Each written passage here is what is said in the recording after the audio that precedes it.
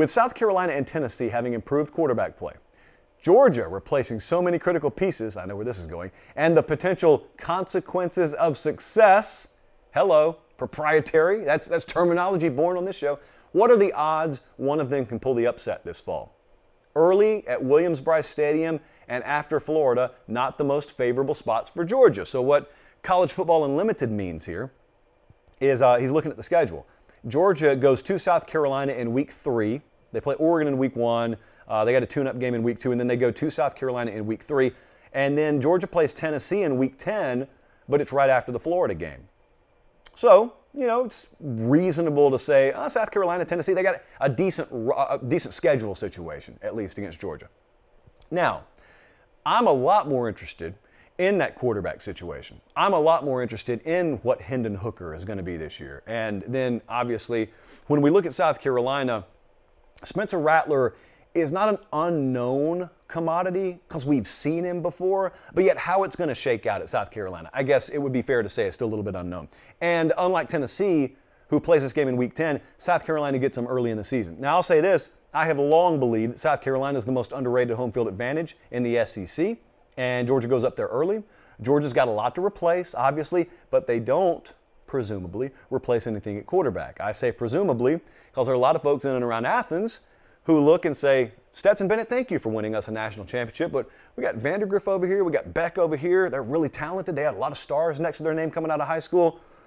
Kirby preaches competition. Let's not assume anything. Well, I'm gonna mildly assume that Stetson Bennett's going to be the starter there.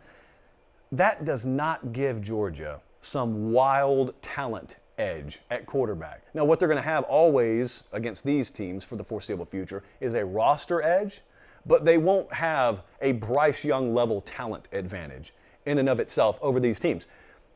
Then you talk about the consequences of success. And for those of you unfamiliar, and that was in the question there, the consequences of success, those are intangible consequences, I guess is the best word to use, that you suffer only when you reach the mountaintop. We've talked about it with Bama a lot. Jimbo faced this at Florida State. Urban Meyer faced it at 2 different stops.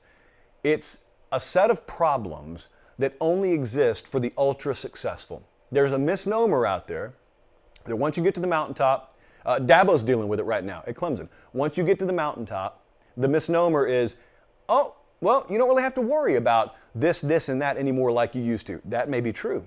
But what you don't realize until you get there is that, and this over here in the corner that you never thought about all of a sudden is a problem. They're called the consequences of success.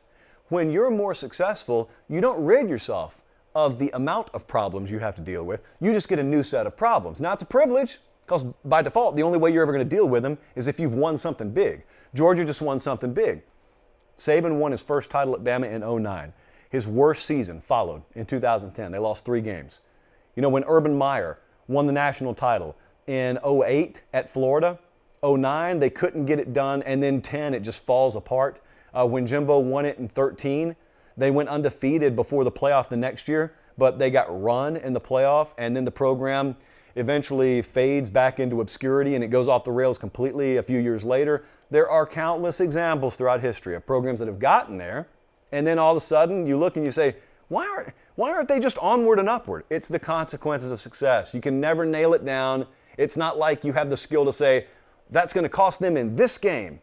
But what you could do is you could go into 2022 and then look up and all of a sudden Georgia's not even playing in Atlanta. And you're saying to yourself, just like you did with Clemson last year, this looked like the most workable roster or workable schedule imaginable. How is Clemson not even in Charlotte?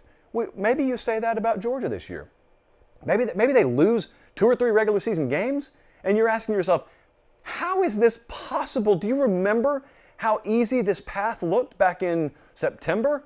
Yeah, crazier things have happened. So if that happens, my point is, could it be that week 3 date against South Carolina? Yeah, it could. Could it be that week 10 against Tennessee? Yeah, absolutely it could. Because everyone's gunning for him now. Now that's not different than any other year, but everyone's gunning for him now, and you got the whole consequences of success element in play. Now here's the thing about it. I know a bunch of Georgia fans are watching. You never believe it could happen until it happens. So I mention this stuff, even if it's theoretical. A lot of you guys are going to get bent out of shape. Someone's going to run over to the Dogs 24/7 message board, because I know you guys, and you're going to say,